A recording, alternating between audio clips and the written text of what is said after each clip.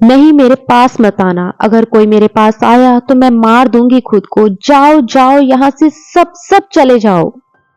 वह हाथों में कांच का टुकड़ा लिए चीख चीख कर बोल रही थी, जबकि उसके घर वाले उसकी टूटी बिखरी हालत देखकर बेबसी से रो दिए। उसकी माँ अपनी बेटी की पागलों जैसी हालत देखकर खून के आंसू रो रही थी, जबकि उसके पति का दिल कर रहा था कि वह अपने आप को खत्म कर ले, जिसके होते हुए भी उसकी बेटी की ये हालत हो गई थी। नहीं बेटा, ऐसा मत करो। फेंक दो ये कांच। यह तुम्हें नुकसान पहुंचा सकता है। आप अपनी माँ की क्यों नहीं मान रही? आप तो किसी की बात से इनकार नहीं करती थी। आप इतनी जिद्दी तो नहीं थी ना? वह इसके नजदीक जाते हुए बेबसी में बोली, जब फिर से चीखते हुए उन्हें खुद से दूर जाने को कहने लगी। दिल में हजारों दर्द और बहशते लिए उसकी तरफ बढ़ी। रिलैक्स मेरी जान, आप डरो मत, कोई आपके पास नहीं आ रहा। जबकि वह वहशत से चीखने चिल्लाने लगी, उसने कहा, दूर रहें सब मुझसे, और आप भी। नहीं हूं मैं आपकी जान, मैं गंदी हो गई हूं। मैं आपके लायक नहीं रही। सब ने मुझे मैला और गंदा कर दिया। वह चीखती चिल्लाती अचानक से खामोश होकर उसकी बाहों में झूल गई। उसकी तकलीफ महसूस करके मैंने दर्द से सुर्ख लाल होती अपनी नम आंखें भींच ली। उसे बेहोश होता देख सब फौरन उसकी तरफ भागे। बेहोशी की हालत में भी उसके चेहरे पर डर और खौफ के साए थे। हर किसी का दिल उस देवी जैसी मासूम दिल लड़की की तकलीफ पर रो दिया। सबको लग रहा था कि वह बेहोश है, मगर जब मैं उसके करीब गई तो मेरी चीख निकल गई। जिंदगी में कुछ दुख ऐसे भी होते हैं जिन्हें रोजमर्रा के झंझट में हम अस्थायी रूप से भूल जाते हैं, और वक्त की धूल कुछ ऐसे उन्हें अपनी लपेट में ले लेती है कि हमें फुर्सत ही नहीं मिलती। लेकिन फिर अचानक हालात हमें ऐसे मोड़ पर लाकर खड़ा कर देते हैं कि भूला हुआ दुख, खोई हुई याद आंखों के सामने पूरी शिद्दत से ताजा हो जाती है। तब वर्तमान का प्रत्येक दृश्य अपना सौंदर्य खो देता है। अगर हम किसी को अपनी कहानी सुनाने बैठ जाएं तो लोगों को लगता है कि मनगढ़ंत कहानी है, झूठ बोल रही है। भला आजकल के दौर में भी ऐसा होता है? उनको क्या पता मैंने और मेरी फैमिली ने कैसे कैसे दुख और दर्द सहे हैं, जो शब्दों में बयान नहीं कर सकते। मेरे ससुर को बहुत पहुंचे हुए बुजुर्ग संत समझा जाता था।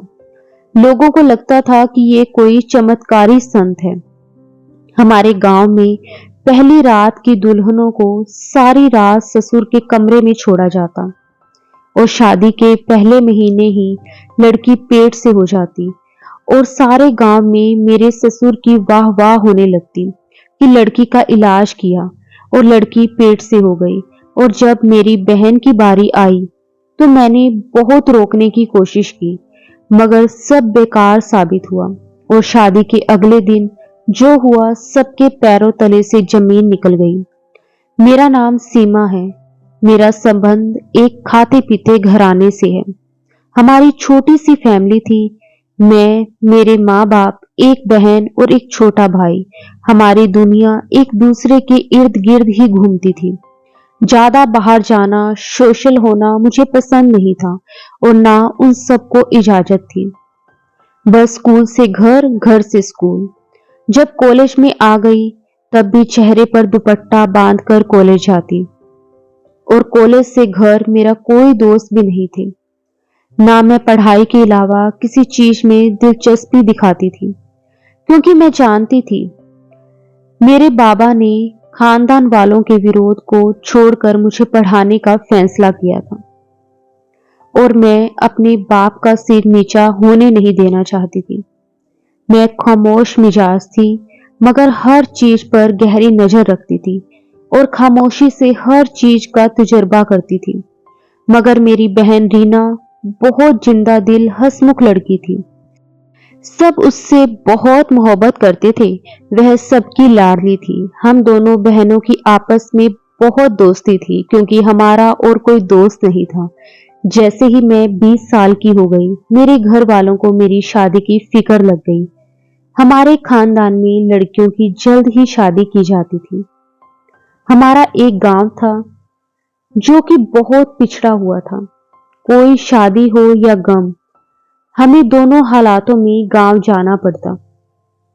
सिर्फ हमें नहीं, बल्कि जिस जिस शहर में हमारे दूसरे रिश्तेदार होते थे, सभी इन मौकों पर गांव आ जाते थे।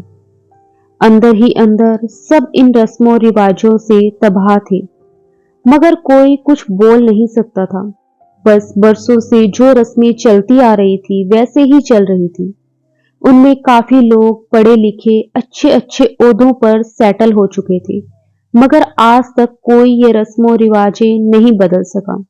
बल्कि हकीकत तो ये थी कि हमारे माँ बाप भी इन रस्मों का पालन खुशी खुशी करते थे, मगर मेरी जैसी नौजवान नस्ल परेशान नजर आती थी। वह अपने पैरों की बेड़ियां तोड़ना चाहती थी, मगर अफसोस ऐसा मुमकिन नहीं था।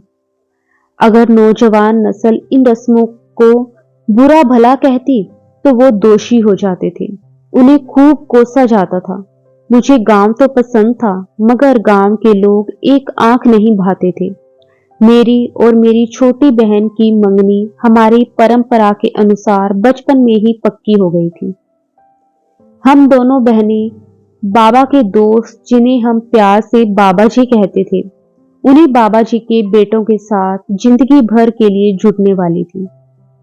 मेरी शादी की तारीख रख दी गई और मैं बहुत घबराई हुई थी, क्योंकि वो बाबा जी यानी कि मेरे होने वाले ससुर गांव में ही रहते थे। उनका रहना हमेशा से ही गांव में ही था। उनके दोनों बेटे जमीन संभालते थे। मेरे बाबा जॉब की वजह से शहर में रहने आए थे। जब छुट्टियों में गांव जाती थी तब मेरा दम घुटने लगता था। अब तो मैं शादी होकर जा रही थी और हमेशा हमेशा के लिए गांव में ही रहना था। ये सोच ही मुझे परेशान कर देती थी, मगर मैंने सब अपने ईश्वर पर छोड़ दिया था। मगर ना जाने क्यों जब से मेरी शादी की तारीख पक्की हो गई थी, मेरी इंद्रियां मुझे बोल रही थी कुछ बहुत बुरा होने वाला है, मगर मैं खुद को दिलासा देती और इस ख्याल को झटक देती थी। मां की ख्वाहिशें थी कि दोनों बहनों की शादी एक साथ की जाए ताकि एक दूसरे का सहारा बने, मगर ससुर जी ने कहा कि अभी सुमित शादी नहीं करना चाहता है, फिलहाल सिर्फ कपिल की शादी करेंगे। ये सुनकर मैं उदास हो गई, जबकि मेरी छोटी बहन रीना बहुत खुश हो गई। वह कहती थी पहले तुम्हारी शादी हो जाए ताकि मुझे मालूम हो गांव में हमेशा के लिए रहना और उन लोगों के साथ निभाना मुश्किल है या आसान है।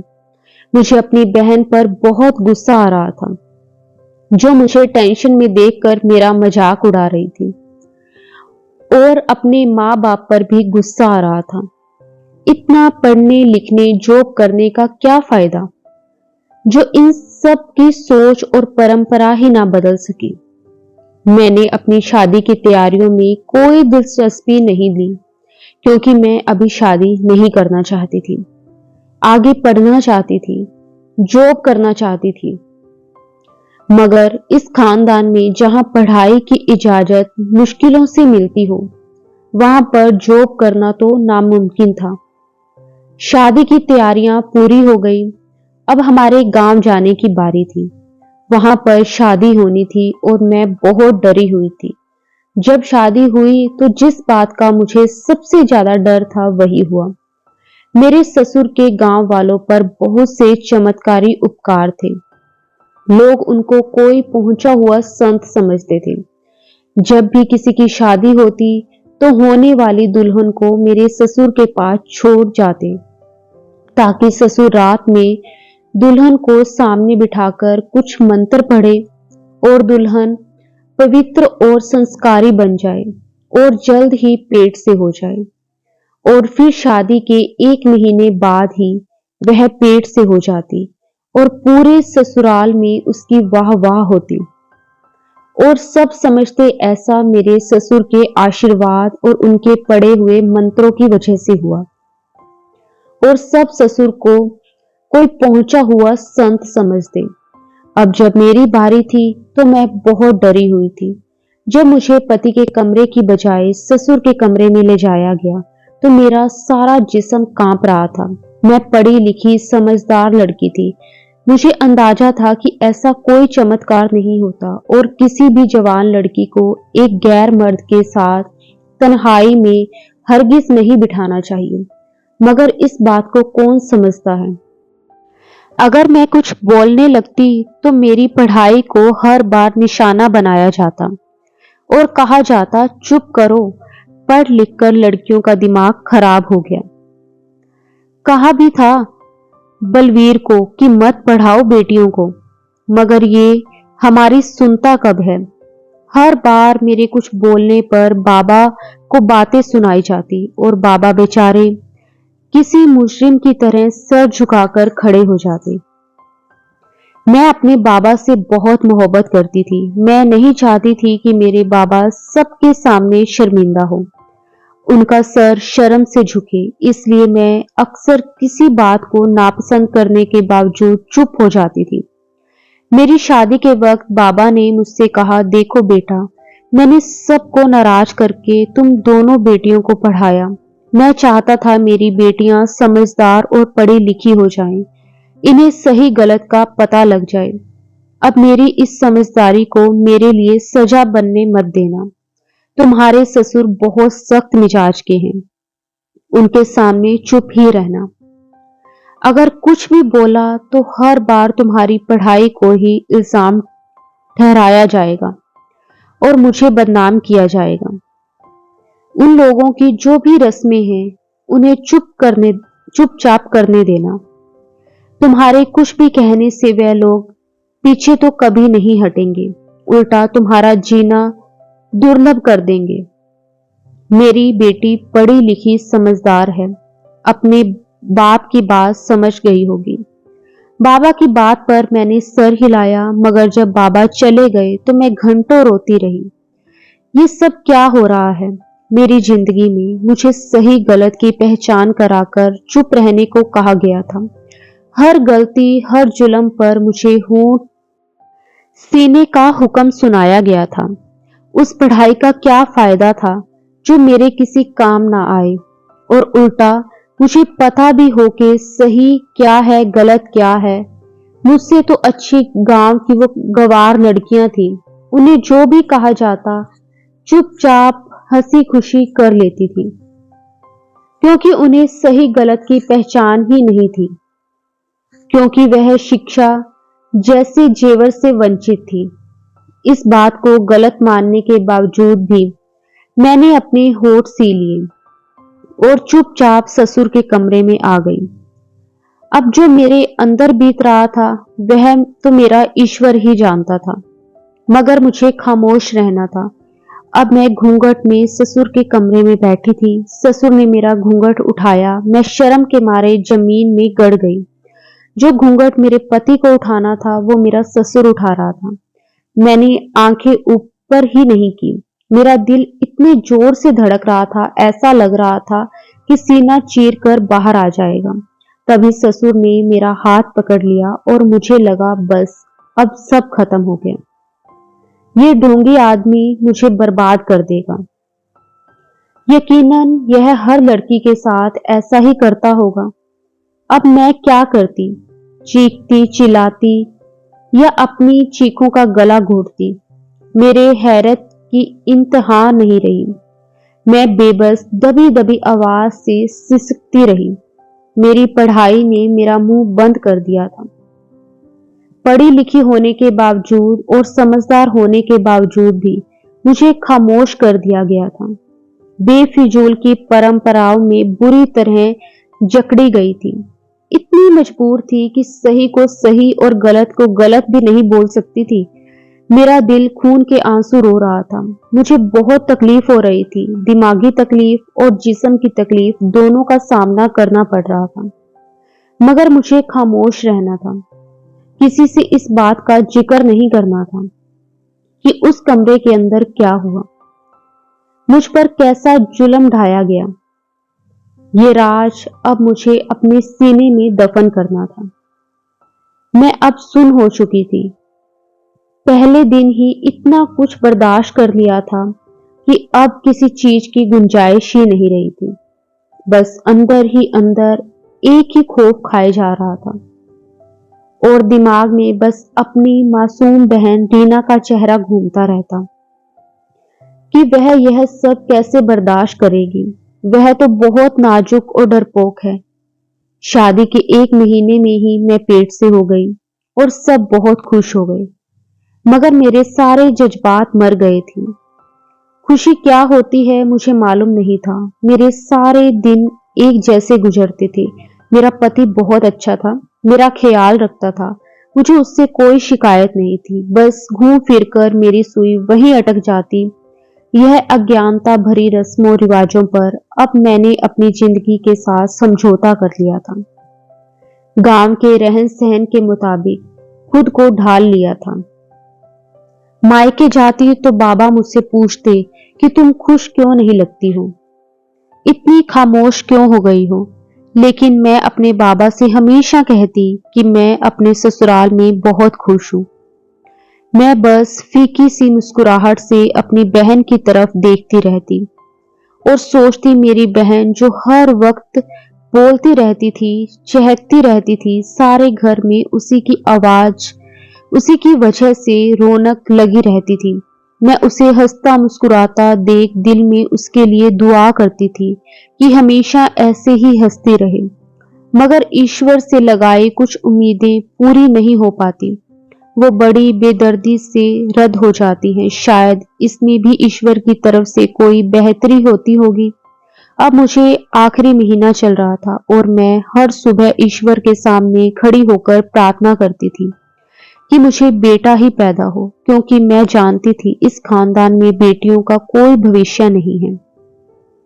और जब मेरी डिलीवरी का वक्त आया तो मैं बहुत डरी हुई थी। तब मुझे दाई ने बताया कि मुझे बेटी हुई है और मेरी आंखों से आंसू आए जा रहे थे। जिस बात का डर था वही हुआ। मगर मैंने जब अपने मासूम बेटी की तरफ देखा तो हैरान रह गई। उसकी शक्ल रीना से बिल्कुल मिलती जुलती थी। मैंने अपनी बेटी की तरफ देखकर खुद से एक वादा कर लिया कि जो कुछ मेरे साथ हुआ वह मैं हरगिज अपनी बेटी और बहन के साथ नहीं होने दूंगी। उसी बीच घर में रीना की शादी की बातें होने लगी और शादी की तारीख भी रख दी गई। मैं माँ से कहती रही, माँ प्लीज रीना के साथ ऐसा मत करें, अभी भी वक्त है ना कर दें ये शादी, तोड़ दें ये रिश्ता। और माँ को सारी दास्तान सुनाई कि मेरे साथ क्या हो चुका है, मगर माँ ने मेरी एक ना सुनी। उन्हें लग रहा था कि मैं झूठ बोल रही हूँ, झूठी कहानी गढ़ रही हूँ ताकि रीना का रिश्ता इधर ना हो। माँ ने कहा, बेटा बचपन की उमंग है ये तुम्हारे देवर की, अब अगर मंगनी तोड़ेंगे तो तुम नहीं जानती हमारे यहाँ कैसे हंगामा होगा। रीना का एक मंगेतर कोई खतरनाक कदम उठाएगा, लोग उसे भड़काएंगे और वह कोई ना कोई गलत कदम उठा लेगा। तुम नहीं जानती ये मामले बहुत नाजुक होते हैं। माँ मुझे समझा रही थी। मैंने माँ से कहा, माँ बेटियां भी बहुत नाजुक होती हैं। इतना कहकर मैं वहां रुकी नहीं और छत पर चली आई। आखिरकार शादी का दिन भी आ गया। रीना दुल्हन बनकर बहुत प्यारी लग रही थी। उसे विदा करके घर लाए और जब मेरी बहन का टाइम आया तो मैंने ये रस्म करने से मना कर दिया, क्योंकि मैं उस रस्म की हकीकत जानती थी। लेकिन घर वालों ने जबरदस्ती बहन को ससुर के कमरे में छोड़ दिया। किसी ने मेरी बात नहीं सुनी। माँ बाबा मुझे आंखें दिखाते रहे और पति ने डांट कर चुप करवा दिया। मेरा ससुर सारी रात मेरी बहन के साथ वो करता रहा जो उसने मेरे साथ किया था, जो शायद हर लड़की के साथ करता होगा। कितना तकलीफ दे वक्त था। मेरी मासूम बहन ये सब कैसे बर्दाश्त करती रही। उसे तो कांटा भी चुभता था तो वो शोर मचा देती थी। सारी रात ना जाने वह किस हाल में रही होगी। ये सोचकर मैं सारी रात जागती रही। जले पैर की बिल्ली की तरह सारे घर में चक्कर काटती रही। माँ बाबा भी आज यहीं रुक गए। हमारा अपना पुश्तैनी घर भी गांव में बाबा के दोस्त यानी हम दोनों बहनों के ससुर के घर के साथ ही जुड़ा हुआ था। हम पर ऐसी कायनात टूटी कि बताया नहीं जा सकता। जब बहुत देर हो गई तो रीना कमरे से बाहर नहीं निकली। ससुर शर्मिंदा शर्मिंदा से बाहर आए और बोले कि मालूम नहीं रीना को क्या हुआ, वो बेहोश हो गई, कुछ बोल नहीं रही।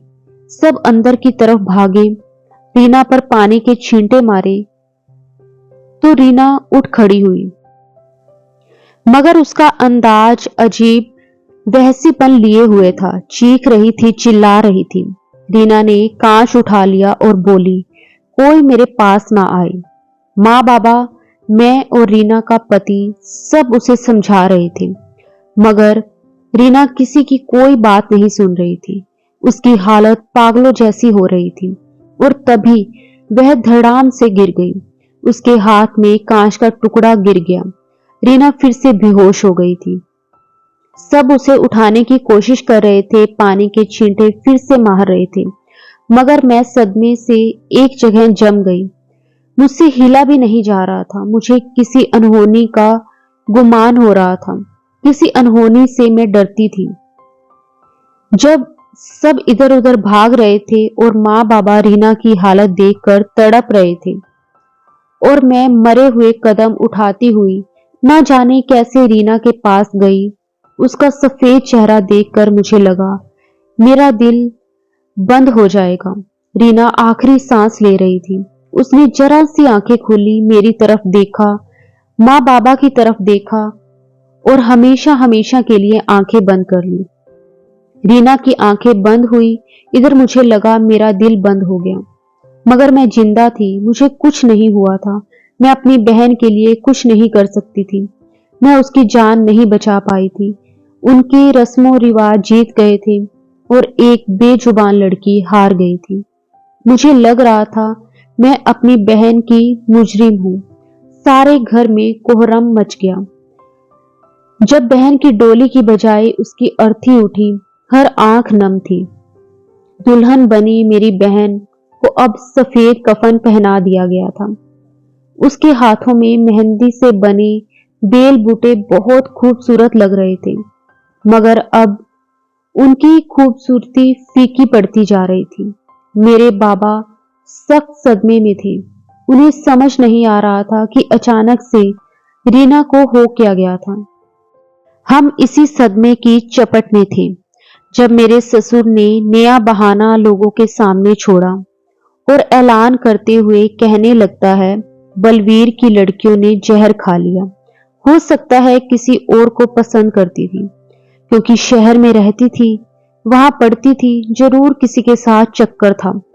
ससुर की बातें सुनकर मेरे माँ बाप जो पहले ही सदमे में थे, अब सदमे से ढह गए थे। मुझे इतना गुस्सा आया, अब मेरी बर्दाश्त की हद खत्म हो गई थी। मैंने चीख कर ससुर का सच सबके सामने जाहिर किया और बताया कि ये आदमी झूठा है, झूठ बोलकर सबको गुमराह करता है। इसके पास कोई चमत्कारी ताकत नहीं है। ये पहली रात की दुल्हनों को कमरे में रस्सी से बांधता है और उनका मुंह बंद करके उनके साथ जबरदस्ती करता है और जबरदस्ती शराब पिलाता है।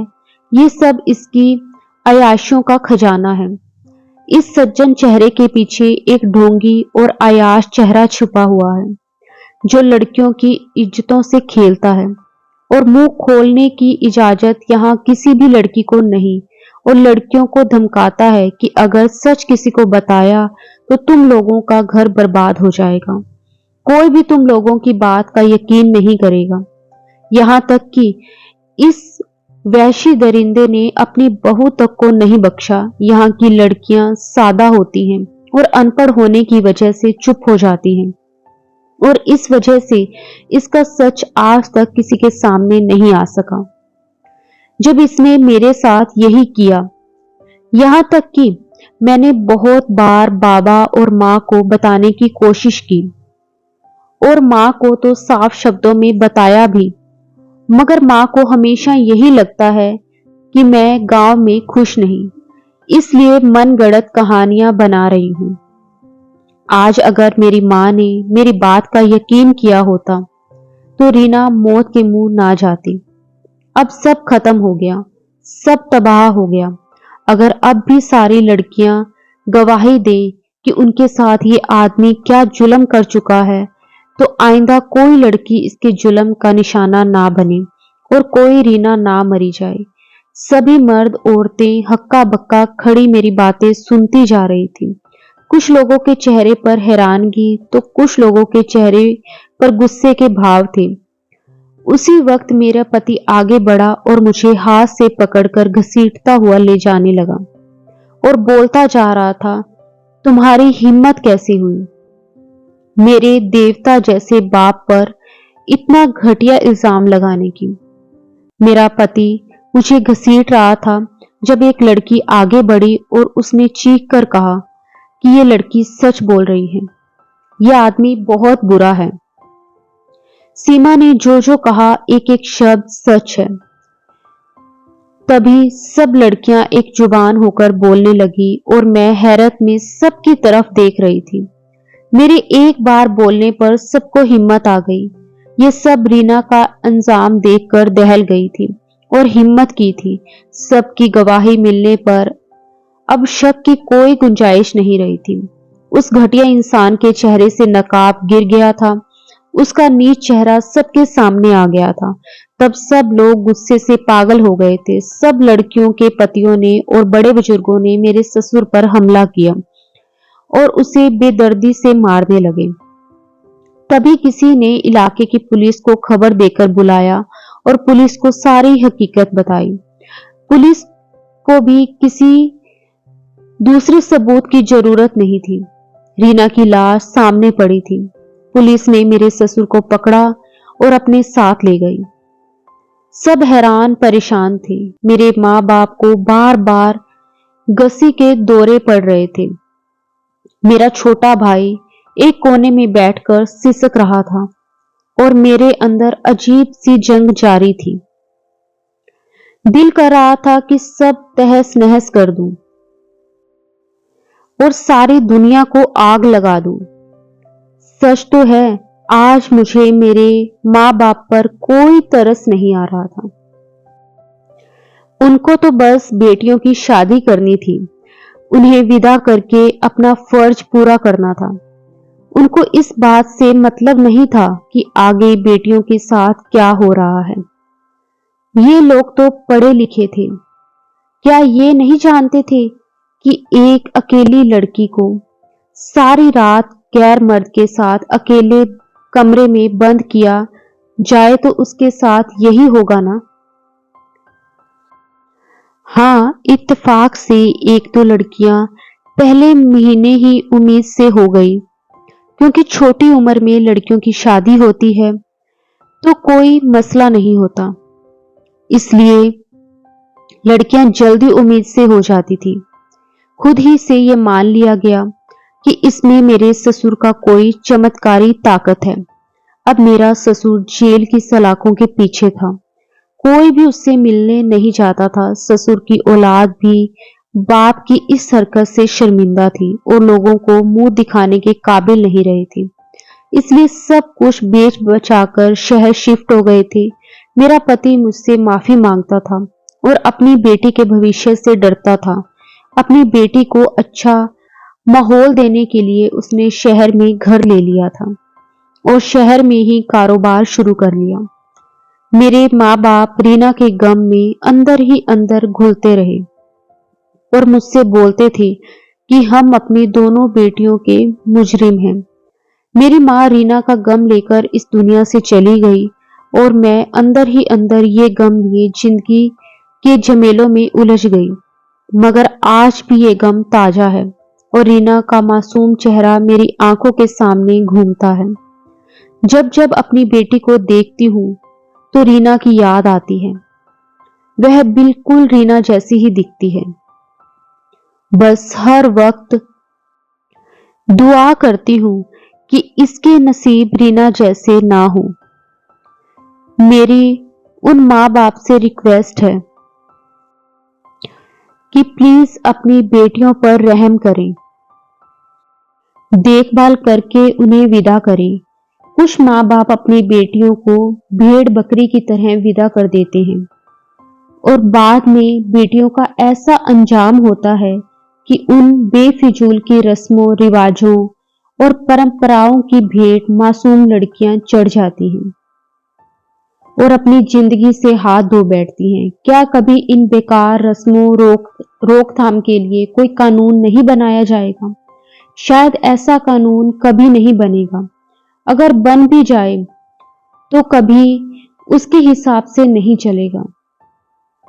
बस ऊपर वाले से प्रार्थना है कि वो सब लड़कियों के नसीब अच्छे करे, उन्हें हवस प्रस्त हैवानों से सुरक्षित रखे। दोस्तों, कहानी आपको कैसी लगी कमेंट करके जरूर बताएं। हाँ, कहानी लाइक और चैनल को सब्सक्राइब जरूर करें।